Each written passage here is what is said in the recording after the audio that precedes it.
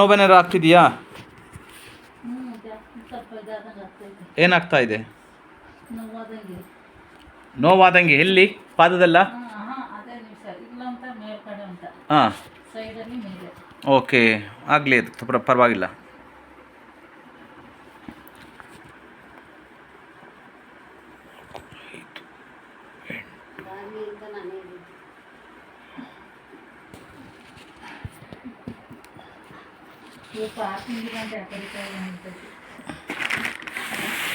ಅದರಲ್ಲ ಸ್ವಲ್ಪ ಪಾರ್ಕಿಂಗ್ ಕಷ್ಟ.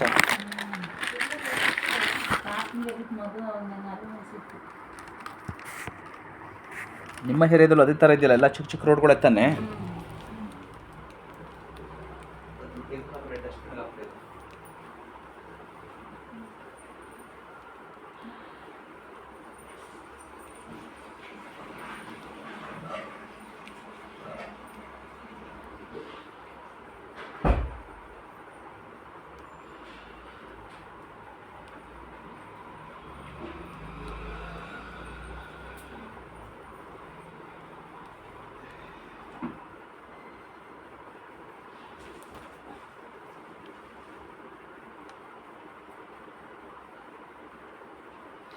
ನೀವು ಮನೆಯಲ್ಲಿ ಮಲ್ಕೋಬೇಕಾದ್ರೂ ಸ್ವಲ್ಪ ಈ ಹೈಟಲ್ಲೇ ಕಾಲು ಇಟ್ಕೊಂಡು ಮಲ್ಕೋಬೇಕು. ಸೊ ಈ ಥರ ಯಾವ್ದಾದ್ರು ಸೋಫಾ ಇದ್ರೆ ಅಥವಾ ಒಂದು ಚೇರ್ ಇದ್ರೆ ಅದ್ರ ಮೇಲೆ ಪಿಲ್ಲೋ ಇಟ್ಬಿಟ್ಟು ಆ ಪಿಲ್ಲೋ ಮೇಲೆ ಈ ಥರ ಕಾಲು ಇಟ್ಕೊಂಡೇ ಮಲ್ಕೋಬೇಕು. ಬೇಗ ಈ ಊತ ಎಲ್ಲ ಕಡಿಮೆ ಆಗ್ತದೆ. ಬೆಳಗ್ಗೆ ಮಾತ್ರ ತಗೊಂಡ್ರ?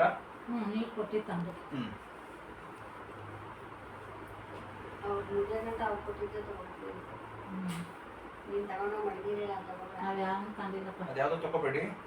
ಅದ್ರಿಂದ ಏನೋ ನಿಮ್ಗೆ ಹೆಲ್ಪ್ ಆಗಲಿಲ್ಲ ಅಂದಮೇಲೆ ಅದನ್ನ ಸುಮ್ಮನೆ ತಗೊಂಡೆಲ್ಲ ಸುಮ್ಮನೆ ಸೈಡ್ ಎಫೆಕ್ಟ್ ಮಾಡ್ಕೋಬೇಡಿ.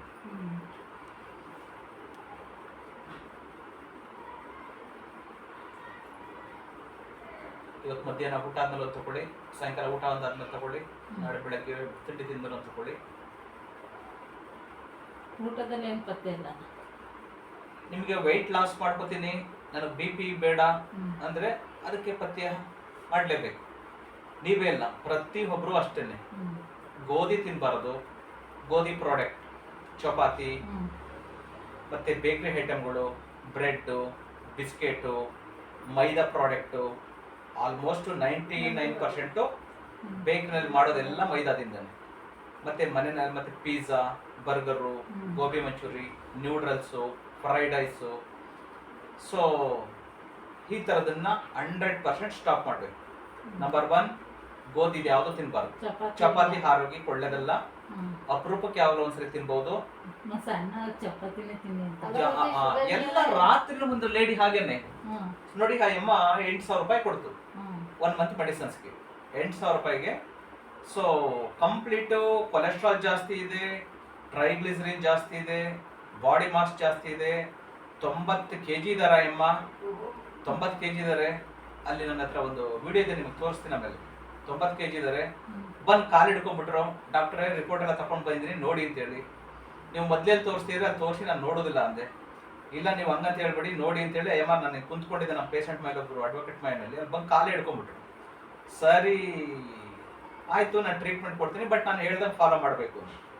ಹ್ಞೂ ಆಯಿತು, ಖಂಡಿತ ನೀವೇನು ಹೇಳ್ತೀರೋ ಅದನ್ನು ನಾನು ಹಂಗೆ ಮಾಡ್ತೀನಿ ಅಂತೇಳಿ. ಸರಿ ಮೆಡಿಸಿನ್ಸ್ ಕೊಟ್ಟೆ, 8,000 ರೂಪಾಯಿದು ಮೆಡಿಸಿನ್ಸ್ ಕೊಟ್ಟಿದ್ದೀನಿ.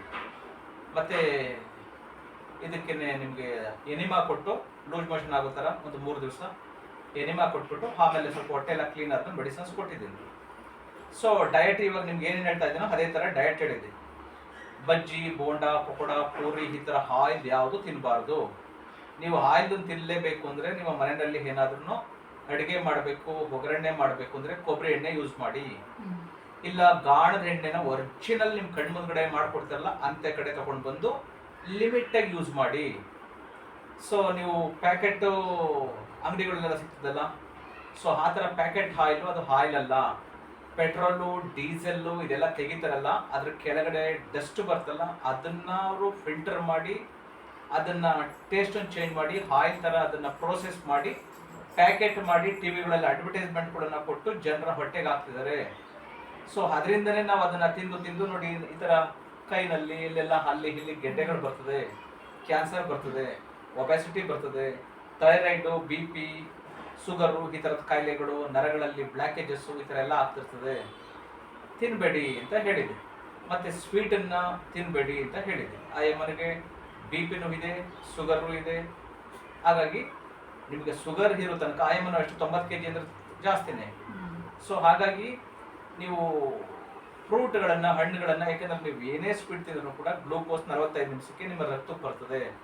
ನೀವು ಕಂಪ್ಲೀಟಾಗಿ ನಿಮ್ಮ ಬಾಡಿ ವೆಯ್ಟನ್ನು ರಿಡ್ಯೂಸ್ ಮಾಡ್ಕೋಬೇಕು. ಬಿ ಪಿ, ಥೈರಾಯ್ಡು, ಕೊಲೆಸ್ಟ್ರಾಲು, ನಿಮ್ಗೆ ಹಾರ್ಟ್ ಅಟ್ಯಾಕ್ ಆಗಬಾರ್ದು ಅಂದರೆ, ಕಾರ್ಡಿಯೋ ಅರೆಸ್ಟ್ ಆಗಬಾರ್ದು ಅಂದರೆ, ಬಿ ಪಿ ಶುಗರಿಂದ ಕಂಪ್ಲೀಟಾಗಿ ನೀವು ರಿಲೀಫ್ ಆಗಬೇಕು. ನಿಮ್ಮ ವೆಯ್ಟ್ ಕಡಿಮೆ ಆಗಬೇಕು ಅಂದರೆ ಸೊ ಮೈದಾ ತಿನ್ನಬೇಡಿ. ಸಕ್ಕರೆನ 1 ಸ್ಪೂನು ಕೂಡ ತಿನ್ನಬೇಡಿ. ಸಕ್ಕರೆ ಬದಲು ಬೆಲ್ಲ ಯೂಸ್ ಮಾಡ್ಬೋದು, ಅದು ತುಂಬ ಆರೋಗ್ಯಕ್ಕೆ ಒಳ್ಳೆಯದು. ಅದು ಬ್ರೌನ್ ಬೆಲ್ಲ, ಬಿಳಿ ಬೆಲ್ಲ ಅಲ್ಲ. ಸೊ ಅದನ್ನು ಬಿಟ್ಟು ನಿಮ್ಗೆ ಡಯಾಬಿಟಿಕ್ ಇರೋದ್ರಿಂದ ಬೆಲ್ಲನೂ ಬೇಡ. ಎಷ್ಟು ಬೇಕಾದರೂ ತರಕಾರಿಗಳನ್ನು ತಿನ್ನಿ, ಸೊಪ್ಪುಗಳನ್ನು ತಿನ್ನಿ. ಸಾಮೆ, ನವಣೆ, ಹಾರ್ಕ, ಊದ್ಲು, ಕೊರ್ಲೆ, ರಾಗಿ ಮತ್ತು ಪಾಲಿಶ್ ಮಾಡದೇ ಇರೋ ರೈಸು, ಕೆಂಪಕ್ಕಿ, ಇದನ್ನು ಲಿಮಿಟಲ್ಲಿ 2 ಟೈಮ್ ಊಟ ಮಾಡಿ. ಡೈಲಿ ನನ್ನ ಹತ್ರ ಯೋಗಕ್ಕೆ ಬನ್ನಿ, ಯೋಗಕ್ಕೆ ಬೇಕಾದ್ರೆ ಫ್ರೀ ಹೇಳ್ಕೊಡ್ತೀನಿ. ಸೊ ಈ ಮೆಡಿಸಿನ್ಸ್ ಈ ಥರ ತೊಗೊಂಡು ಈ ಥರ ಡಯಟ್ ಮಾಡಿದ್ದೆ. 2 ದಿವಸ ಡಯಟ್ ಮಾಡ್ತು.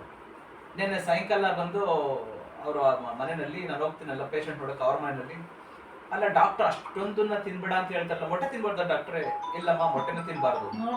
ಮಾಂಸ ತಿನ್ಬಾರ್ದ ಡಾಕ್ಟ್ರೆ? ಇಲ್ಲ ಮಾಂಸನೂ ತಿನ್ಬಾರ್ದು ಅಂತ ಹೇಳಿದೆ. ಆಯಮ್ಮ ಹತ್ರ ಹೇಳ್ತಾ ಇದ್ರಂತೆ, ಏನು ತಿನ್ಬೇಡ ಅಂತ ಹೇಳ್ತಾರಲ್ಲ ಡಾಕ್ಟ್ರು. ಸೊ ಮತ್ತೆ ಏನ್ ಮಾಡೋದು, ಬದುಕೋದು ಹೆಂಗೆ? ಯಪ್ಪ ನನ್ನ ಕೈಲಂತೂ ಇರೋಕ್ಕಾಗೋದಿಲ್ಲಪ್ಪ ಅಂತೇಳಿ. ಸೊ ಈ ಥರ ನಮಗೆ ಡಯಟ್ ನಾನು ಮಾಡೋದಕ್ಕಾಗೋದಿಲ್ಲ. ನನಗೆ ಬಾಯಿ ಚಪ್ಪಲ ಜಾಸ್ತಿ, ಏನು ತಿನ್ನಬಾರ್ದು ಅದನ್ನು ನಾನು ತಿಂತೀನಿ ಅಂದರೆ ನಾವೇನು ಮಾಡೋಕ್ಕಾಗಲ್ಲ. ಸೊ ಅದ್ರ ಜೊತೆ ನಾನು ಇವಾಗ ನಿಮಗಷ್ಟೇ ಹೇಳೋದು, ಮೈದಾ ತಿನ್ನಬಾರ್ದು, ಮತ್ತು ಆಯಿಲ್ ಯಾವುದು ತಿನ್ನಬಾರ್ದು, ಸ್ವೀಟ್ಗಳನ್ನು, ಕಾಫಿ, ಟೀ ಆ ಥರದ್ದೆಲ್ಲ ಅವಾಯ್ಡ್ ಮಾಡಬೇಕು. ಹಸಿ ಸೊಪ್ಪು ತರಕಾರಿಗಳನ್ನು ಎಷ್ಟು ಬೇಕಾದ್ರೂ ತಿನ್ನಿ. ಅದರ ಜೊತೆಗೆ ಮೊಳಕೆ ಕಾಳುಗಳು, ಮುದ್ದೆ, ಕೆಂಪಕ್ಕಿ, ಸಾಮೆ, ನವಣೆ, ಹಾರ್ಕ, ಕೂದಲು 2 ಟೈಮ್ ಊಟ ಸಾಕು. ಅದು ನಾನು ಹೇಳೋದ್ನಲ್ಲ ಆ ಥರದ್ದು ನಿಮಗೆ bread, biscuit, pizza, burger, gobi manchurian, noodles, non veg ಹೆವಿಯಾಗಿ ಆ ಥರದ್ದೆಲ್ಲ ಹೆವಿಯಾಗಿ ತಿನ್ನಬಾರ್ದು. ಲಿಮಿಟ್ ಫುಡ್ ತಗೊಂಡು ಚೆನ್ನಾಗಿ ಫಿಸಿಕಲ್ ಎಕ್ಸಸೈಸಸ್ ಮಾಡ್ತಾರೆ. ಸುಮ್ಮನೆ ಕುಂತಿದ್ರೆ ಆಗೋದಿಲ್ಲ, ಫಿಸಿಕಲ್ ಎಕ್ಸಸೈಸಸ್ ಮಾಡಬೇಕು. ಸ್ವಲ್ಪ ಚೆನ್ನಾಗಿ ವಾಕ್ ಮಾಡೋದು, ಏನಾದರೂ ಯೋಗಗಳು ಮಾಡೋದು ಆ ಥರದ್ದು ಮಾಡ್ಕೊಂಡಿದ್ರೆ ಸೊ ಕಂಪ್ಲೀಟ್ ಬಿ ಪಿನ ಒಂದು 3 ತಿಂಗಳು ಬಿ ಪಿ ಮಾತ್ರೆ ತಗೊಂಡ್ರೆ, ಆಯುರ್ವೇದದನ್ನು, ನಿಮ್ಮ ಇಂಗ್ಲೀಷ್ ಮೆಡಿಸಿನ್ಸ್ ಅಲ್ಲ, ಆಯುರ್ವೇದ ಮಾತ್ರ ನಾನು ಏನು ಕೊಡ್ತೀನಿ ಅದನ್ನು ತಗೊಂಡ್ರೆ 100% ಬಿ ಪಿಯಿಂದ ಹೊರಗಡೆ ಬರ್ಬೋದು, ತೂಕನೂ ಕಡಿಮೆ ಮಾಡ್ಬೋದು.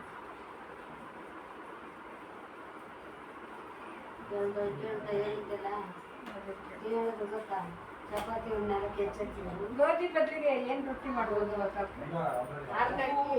ರಾಗಿ ರೊಟ್ಟಿ ಮಾಡ್ಕೋಬಹುದು, ರಾಗಿ ಪಡ್ಡು ಮಾಡ್ಕೋಬಹುದು, ರಾಗಿ ದೋಸೆ ಮಾಡ್ಕೋಬಹುದು.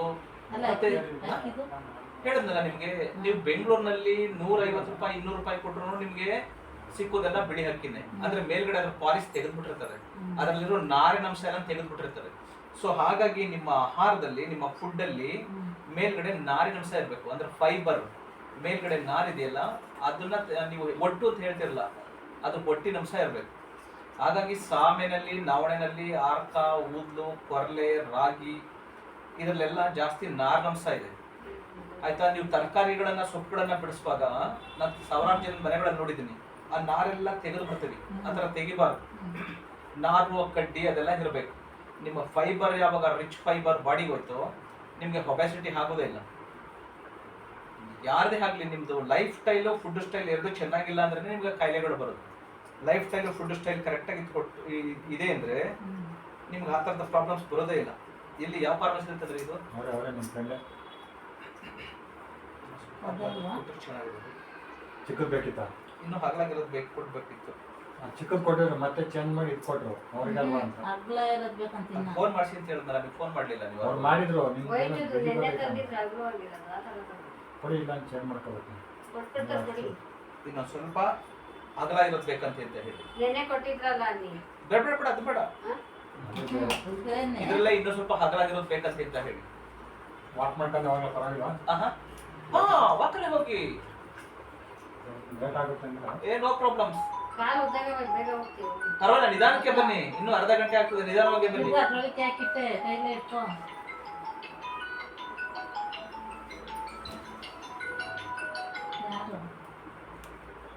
ಯಾರು? ತೋರ್ಸು. ಹಾಸ್ಪಿಟ್ಲಾಗ ಇದ್ದೀವಿ ಯಾಕೆ ಇನ್ನ ಏನು ಬಂದು ಎಣ್ಣೆ ಬಂದಲ್ಲ ಇಲ್ಲ ಈಗ ಮುಗಿಸ್ಕೊಂಡು ಹೋಗೋದು ಯಾಕೆ ಬಾಯ್ ಮನೆ ದರ್ಶನ ಹಾಂ 100 ರೂಪೀಸ್ ಕಳಿಸ್ಬೇಕಂತೆ ನೀವು ದಿನ 100 ಕಳಿಸ್ತೀನಿ ಇರು. ನೆನ್ನೆನೂ 100 ಸರಿ ಕಳಿಸಿದ್ದೀನಿ. ಹೇಳ್ತೀನಿ ಬಿಡು ಇವಾಗ ಕಳ್ಸೋಕ್ಕಾಗಲ್ಲ ಅಂತೇಳಿ ನಾನು ಹಂಗೆ ಮನೆ ಕಡೆ ಕಳಿಸೋ ಹಂಗೇನಕ್ಕೆ ಬೇಡವಾ ದರ್ಶ ನೀವು ಮಾಡ್ಕೊಂಬಿಟ್ಟಿದ್ದೇನೆ ಮತ್ತೆ ಫೋನ್ ಮಾಡೋಣ ಕಟ್ಟೆ ಮಾಡ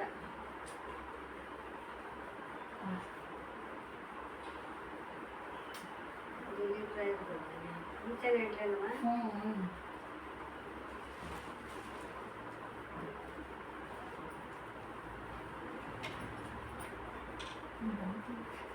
ಹ್ಞೂ ಅದೇ ಹೇಳ್ಕೊಬೇಕು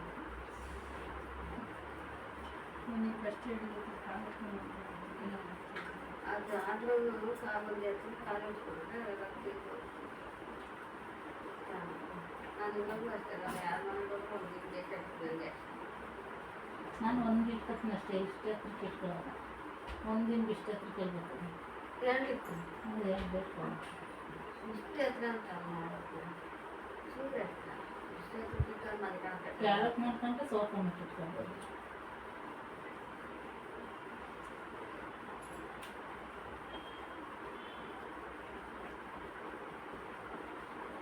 ಬಾ ಎಲ್ಲ ಸಣ್ಣ ಆಗ್ಬೇಕು ಚಪಾತಿ ತಿಂದಿರ್ತಾರೆ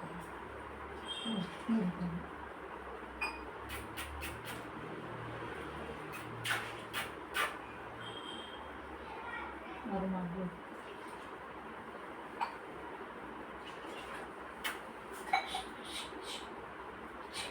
ಕಣ್ಣೊಡಿತಾ ಇದೆಯಾ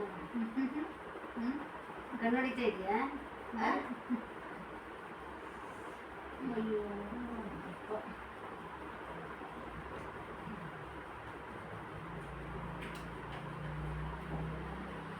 ಬೆಂದೈತಾ ಕರೆಂಟ್ ಇದಲ್ವಾ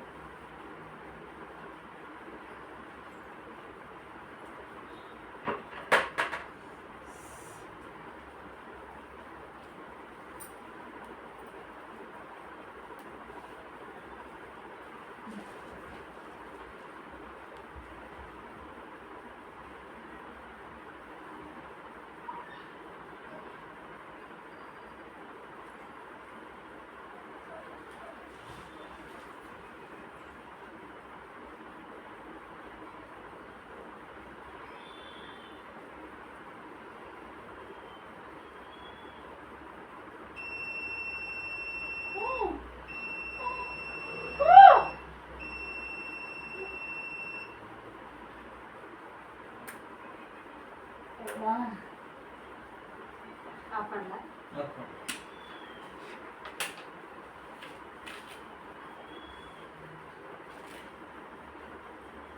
ಟೆಸ್ಟ್ ಮಾಡಿದ್ದು ಹೆಂಗೆ ಬರ್ತೀಯ ಅಂತ ಹೋಗ್ತಾರೆ ಶಾಕ್ ಕೊಡ್ತೀನಿ ಬಂದ್ರೊಳಗಡೆ ಕಾಲಿಟ್ಟು ಕೂತ್ಕೊಳ್ಳಿ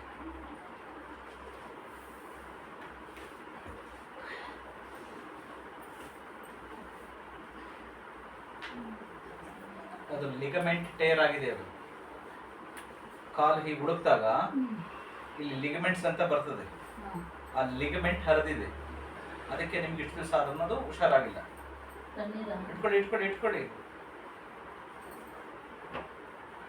ಎಲ್ಲ ಬಿಸಿ ಬಿಸಿ ಕಾಯಿಸೋದು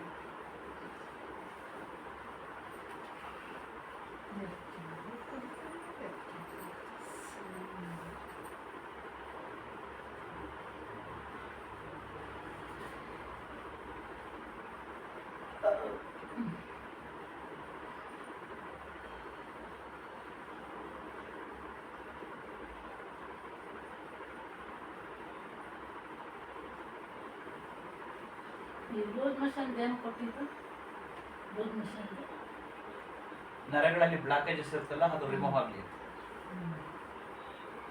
ನಮಗೆ ಕಾಲು ನೋವು ಏನು ಸಂಬಂಧ ಏನು ಕೊಟ್ಟರು ಅಂದ್ರು ನನಗೆ ಗೊತ್ತಿಲ್ಲ ಅಂತ ಅದಕ್ಕೆ ತೋರಿಸ್ಬೇಕು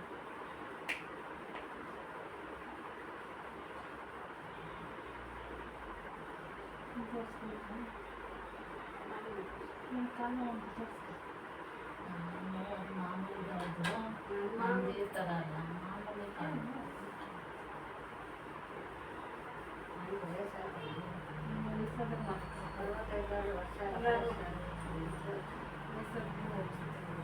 ಶುಗರ್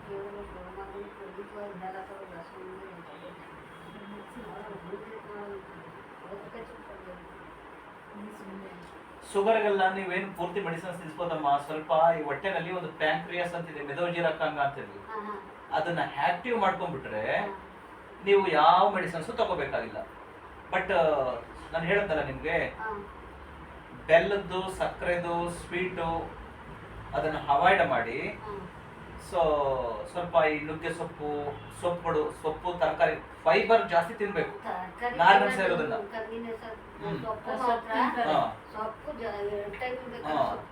ಅದ್ರ ಜೊತೆಗೆ ನೀವು ಪ್ಯಾಂಕ್ರಿಯಾಸ್ ಅಂತಿದೆ, ಮೆದೋಜಿರಕಾಂಗ ಅಂತ ಹೊಟ್ಟೆ ಒಳಗಡೆ ಒಂದು ಆರ್ಗನ್ಸ್, ಅದನ್ನೇ ಆಕ್ಟಿವ್ ಮಾಡಿದ್ರೆ ನಿಮ್ಮ ಬಾಡಿಗೆ ಎಷ್ಟು ಬೇಕೋ ಅಷ್ಟು ಇನ್ಸುಲಿನ್ ಅದೇ ಪ್ರೊಡ್ಯೂಸ್ ಮಾಡ್ತದೆ. ಯಾರು ತುಂಬಾ ಫ್ಯಾಟಿ ಆಗಿರ್ತಾರೆ ಮತ್ತೆ ಕೊಲೆಸ್ಟ್ರಾಲ್ ಜಾಸ್ತಿ ಇರ್ತದೆ, ಫ್ಯಾಟಿ ಲಿವರು, ತುಂಬಾ ದಪ್ಪ ಇರ್ತಾರೆ, ಕೆಲಸನ ಮೈಬಗ್ಸಿ ಕೆಲಸ ಮಾಡೋದಿಲ್ಲ, ಆ ಥರದವ್ರಿಗೆ ಡಯಾಬಿಟಿಕ್ ಬರುತ್ತೆ. ಮತ್ತೆ ಫುಡ್ ಸ್ಟೈಲ್, ದಿನಕ್ಕೆ ಒಂದು ಬರೀ ಯಾವಾಗಲೂ ಸೊಸೈಟಿಗೆ ರೈಸ್ ಕೊಡ್ತಾರೆ ಅಂತ ಫ್ರೀ ಆಗಿ ತಿನ್ನೋದು, 365 ದಿವಸ ಬಿಳಿ ಅನ್ನನೇ ತಿನ್ನೋದು, ಅದರಲ್ಲಿ ಫೈಬರ್ ಇರೋದಿಲ್ಲ, ನಾರಿನಂಶ ಇರೋದಿಲ್ಲ, ಜಾಸ್ತಿ ಅನ್ನ ತಿನ್ನೋದು, ಮತ್ತೆ ಚಪಾತಿ. ಮೇನ್ ರೀಸನ್ ಚಪಾತಿ ಮೈದಾ. ಯಾರು ಚಪಾತಿ ಮೈದಾ ತಿನ್ನೋಕೆ ಶುರು ಮಾಡ್ತಾರೋ ಅವ್ರಿಗೆ ಡಯಾಬಿಟಿಕ್ 100% ಬರ್ತದೆ. ಚಪಾತಿ ತಿನ್ನೋದನ್ನ, ಮೈದಾ ಪ್ರಾಡಕ್ಟ್ ತಿನ್ನೋದನ್ನ ನಿಲ್ಲಿಸ್ಬಿಟ್ಟು ಸ್ವಲ್ಪ ಸ್ವೀಟ್ ತಿನ್ನೋದನ್ನ ಯಾರು ಕಡಿಮೆ ಮಾಡ್ತಾರೋ, ಸೊ ಮತ್ತೆ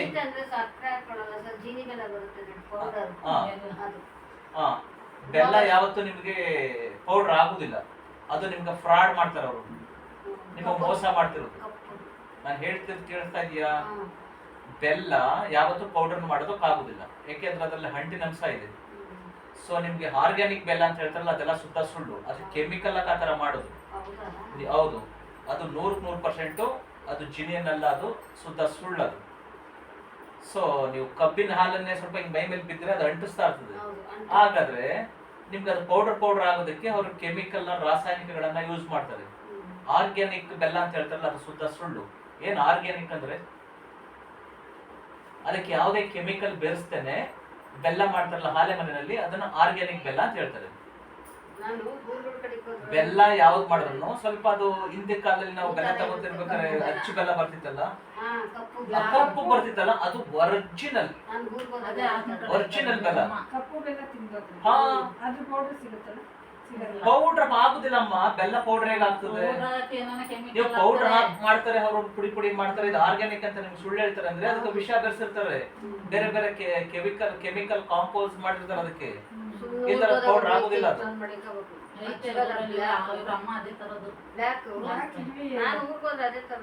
ಊರಿಂದನೂ ಯಾವ ಊರು ನಿಮ್ದು?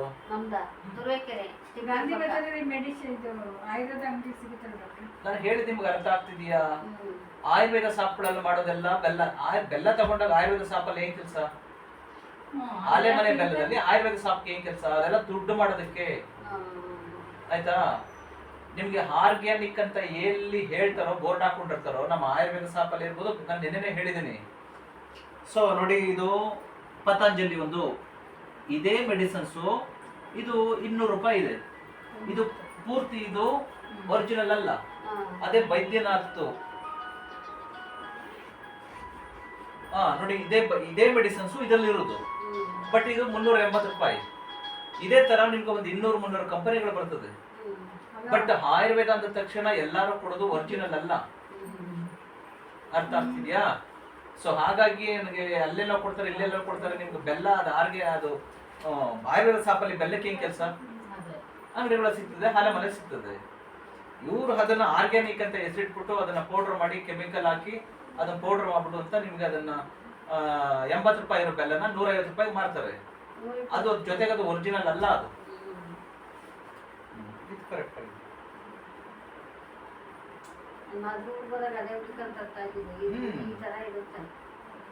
ಇವ್ರಮ್ಮ ಅದೇ ತಂದ್ಕೊಟ್ಟಿತ್ತ ಕಬ್ಬುದು, ಅದು ಮಾಡಿಕೊಂಡು ಏನ್ ಯೂಸ್ ಮಾಡ್ತಾರೆ ಹಂಗೆ ಮಾಡಿದ್ದೆ. ಅದಕ್ಕೆ ಮತ್ತೆ ತಟ್ಟೆ ಬೆಲ್ಲ ತರ ಮಾಡಿದ್ವಿ, ಅದೇ ಬೆಲ್ಲನೇ ಹಾಕಿ ಒಳ್ಳೇದಂತೆ. ಹೊಟ್ಟೆಗೆ ಸಂಬಂಧಪಟ್ಟ ಯೋಗಾಸನಗಳನ್ನ ಮಾಡಬೇಕು. ಸುಮ್ಮನೆ ವಾಕ್ ಮಾಡ್ಕೊ ಬಂದ್ರೆ ನಿಮ್ಮ ಬ್ಲಡ್ ಅಲ್ಲಿ ಏನು ಗ್ಲೂಕೋಸ್ ಇರ್ತದೋ ಅದು ಸ್ವಲ್ಪ ಕ್ಯಾಲೋರಿ ಬರ್ನ್ ಆಗ್ತದೆ. ನಿಮ್ಗೆ ಸಾಯಿ ತನಕ ನಿಮ್ಗೆ ಡಯಾಬಿಟಿಕ್ ಬರಬಾರ್ದು, ಸಕ್ಕರೆ ಕಾಯಿಲೆ ಬರಬಾರ್ದು ಅಂದ್ರೆ ಯೋಗಾಸನಗಳನ್ನ ಮಾಡಬೇಕು. ಇಲ್ಲ ಅವರು ಮಾಡೋದಿಲ್ಲ, ನೋಡಿದ್ರೆ ಗೊತ್ತಾಗ್ತದೆ ಬಾಡಿ. ಮಾಡೋದಿಲ್ಲ ನಾವು ಕೆಲ್ಸಕ್ಕೆ ಹೋಗೋದು ಬರೋದು ಮನೆ ಕೂತ್ಕೊಳ್ಳೋದು ಅಷ್ಟೇ. ನಮ್ಗೆ ಕಾಲು ನೋವು ಅಂದರೆ ಇವ್ರ ಥರ ಅಲ್ಲ, ಇದೆಲ್ಲ ಮುಟ್ಟಂಗಿಲ್ಲ. ನೈಟ್ ಆದರೆ ಹಂಗಾಲು ಎಳ್ದು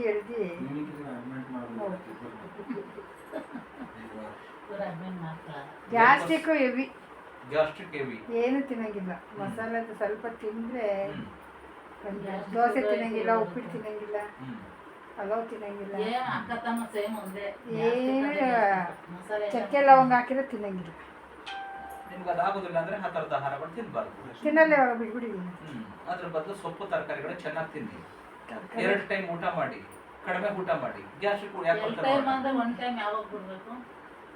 ಬೆಳಗ್ಗೆ 9 ಗಂಟೆ 10 ಗಂಟೆ ಒಳಗಡೆ ಒಂದು ಊಟ ಅಂತ ಮಾಡ್ಬೇಕು. ಇವಾಗ ಯಾರು ಈ ಬೆಂಗಳೂರಿನ ಅಥವಾ ಬೇರೆಯವರೆಲ್ಲ ಬೆಳಗ್ಗೆದ್ದು ಇಡ್ಲಿ, ಚಪಾತಿ, ಪೂರಿ, ಪುಲಾವು, ಚಿತ್ರಾನ್ನ, ಪುಳಿಯೋಗರೆ ಇದೆಲ್ಲ ಒಳ್ಳೇದಲ್ಲ. ಅಪರೂಪಕ್ಕೆ ಯಾವಾಗ ಹಿಂದೆಲ್ಲ ನಾವು ಮದುವೆ ಮುಂಜಿಗಳಿಗೆ ಹೋಗ್ತಾ ಇದ್ರೆ ಯಾವಾಗ ಒಂದ್ಸರಿ ಊಟ ಮಾಡ್ಕೊಂಡು ಬರ್ತಾರೆ ಹಬ್ಬಗಳಲ್ಲಿ. ಇಲ್ಲಿ ಬೆಂಗಳೂರಿನಲ್ಲಿ ಪ್ರತಿಯೊಬ್ಬರ ಮನೆಯಲ್ಲೂ ಪ್ರತಿ ದಿವಸನೂ ಹಬ್ಬನೇ. ಏನ್ ತಿನ್ಬಾರ್ದು ಅದನ್ನೇ ತಿಂತಿರೋದು. ಅದನ್ನ ಬಿಟ್ಟು ಸೊ ನಾನು ಹೇಳೋದಲ್ಲ, ಊರಿನ ಕಡೆಯಿಂದ ಪಾಲಿಶ್ ಮಾಡದೇ ಇರೋ ರೈಸ್ ಸಿಕ್ಕಿದ್ರೆ ಆ ಅಕ್ಕಿ ಕಡಿಮೆ ತಿನ್ಬೇಕು, ಯಾಕೆಂದ್ರೆ ಅದು ಕಾರ್ಬೋಹೈಡ್ರೇಟು, ಫ್ಯಾಟ್ ಜಾಸ್ತಿ ಮಾಡ್ತದೆ. ಮುದ್ದೆ ತಿನ್ನಿ, ಮತ್ತೆ ಜೋಳ, ರಾಗಿ ಗಂಜಿ, ಸಾಮೆ ನವಣೆ, ಅರ್ಕ, ಕೂದಲು ಇದರಲ್ಲೆಲ್ಲ ನೀವು ಪಡ್ಡು ಮಾಡ್ಬೋದು, ಚಿತ್ರಾನ್ನ ಮಾಡ್ಬೋದು. ಇವಾಗ ಅದೆಲ್ಲ ತಗೊಂಡ್ ಬಂದೆ ಪೌಡರ್ ಮಾಡಿ ಇಟ್ಕೊಂಡ್ಬಿಟ್ಟಿದೀವಿ. ಅದನ್ನೇ ಗಂಜಿ ಆಮ್ಲೆಟ್ ತರ ಮಾಡ್ಕೊಡ್ತೀವಿ. ಎಲ್ಲ ಸಪರೇಟ್ ಮಾಡ್ಬೇಕೆಲ್ಲ ಒಂದಕ್ಕೆ ಮಾಡಬಾರ್ದು. ಇಲ್ಲ ಎಲ್ಲ ಸಪ್ರೇಟ್ ನಾವೇ ಮಾತ್ರ ನೈಟ್ ನೆನ್ಸ್ಬಿಟ್ಟು ಬೆಳಗ್ಗೆ ಅದನ್ನೇ ಇದು ಮಾಡ್ತೀವಿ. ವೆರಿ ಗುಡ್ ಅದೇ ಮಾಡೋದು. ಆ ತರ ಮಾಡಬೇಕು. ಮಸಾಲೆ ಸ್ವಲ್ಪ ಕಡಿಮೆ ತಿನ್ಬೇಕು, ಆಯಿಲ್ ಜಾಸ್ತಿ ತಿನ್ಬಾರ್ದು. ಸ್ವೀಟ್ ಅಂದ್ರೆ ನೀವು ಬೆಲ್ಲ ಸ್ವೀಟ್ ಏನ್ ಬೇಕಾದ್ರೂ ಮಾಡ್ಕೊಂಡು ತಿನ್ನಿ. ಈಗ ಬೆಲ್ಲದಲ್ಲಿ ಹೋಳಿಗೆ ಮಾಡ್ತಿರಲ್ಲ, 5 ಹೋಳಿಗೆ ತಿಂದ್ರು ಏನಾಗುದಿಲ್ಲ. ಅದೇ ಸಕ್ಕರೆ ಇದೆಯಲ್ಲ ನಿಮ್ಮನ್ನ ಬೇಗ ಅದು ವೈಟ್ ಪಾಯ್ಸನ್. ಮೈದಾ ಸಕ್ಕರೆ ವೈಟ್ ಪಾಯ್ಸನ್. ಗೋಧಿ, ಮೈದೆ, ಸಕ್ಕರೆ ಯಾರು ಅವಾಯ್ಡ್ ಮಾಡ್ತಾರೋ, ತಿನ್ನೋದೇಲ್ವೋ ಅವ್ರ ಆರೋಗ್ಯ ಚೆನ್ನಾಗಿದೆ. ಸಕ್ಕರೆ ನೋಡಿ ಸುಮಾರು ದಿನನೇ ಆಗಿತ್ತು ನಾನು. ಸಕ್ಕರೆ ಯೂಸೇ ಮಾಡಲ್ಲ, ತರೋದೇ ಇಲ್ಲ. 4 kg ವಾರದ ದಿವಸ ಹಾಲು ಇಡ್ತೀನಲ್ಲ ನೀವು ಮನೆಯಲ್ಲೂ ಅಷ್ಟೇ ಐಸನ್ನ ಇಟ್ಬಿಟ್ಟು ಒಂದು ಪಾತ್ರೆಗಳಲ್ಲಿ, ಲೋಟಗಳಲ್ಲಿ ಸೊ ಐಸ್ ಒಳಗಡೆ ಕಾಲು ಇಟ್ಕೊಂಡು ಕೂತ್ಕೋಬೇಕು. ಒಂದು 20 ನಿಮಿಷ ದಿನದಲ್ಲಿ 1-2 ಸಾರಿ 3 ಸಾರಿ. ಲೋಟಗಳಲ್ಲಿ ನೀರು ತುಂಬಿಡಿ. ಇವಾಗ ನಾನು ಹಂಗೆ ಇಟ್ಟಿದ್ದು ನಾವು ಫ್ರಿಜ್ ಅಲ್ಲಿ ಒಂದು 5-6 ಲೋಟಗಳಲ್ಲಿ ನೀರು ತುಂಬಿಟ್ಟು ಜೋಡಿಸ್ಬಿಡಿ. ಅದೆಲ್ಲ ಐಸ್ ಗಡ್ಡೆ ಆಗ್ತದೆ. ಒಂದು ಬಕೆಟ್ ಒಳಗಡೆ ಕಾಲು ಇಟ್ಕೊಂಡು ಅದನ್ನ ಹಾಕೊಡಿ ಅಂತ. ಅದು ನೀರೊಳಗಡೆ ಹಾಕಿದ್ದಕ್ಕೆ ನಿಮ್ಗೆ ಕೂಲ್ ಬರ್ಲಿಲ್ಲ, ಬರೀ ಅದನ್ನೇ ಹಾಕ್ಬೇಕಾಗಿತ್ತು. ನಾನು ನೀರೊಳಗಡೆ ಹಾಕದೆ ಫುಲ್ ಐಸ್ನ ಇಲ್ಲಿ ತನಕ ಬರೋ ತನಕ, ಪಾದ ಮುಳುಗೋ ತನಕ ಐಸ್ನ ಫುಲ್ ಮೇಲ್ಗಡೆ ಹಾಕ್ಬಿಟ್ಟು ಒಂದು 20 ನಿಮಿಷ ಇಟ್ಕೊಂಡು ಕೂತ್ಕೊಂಡು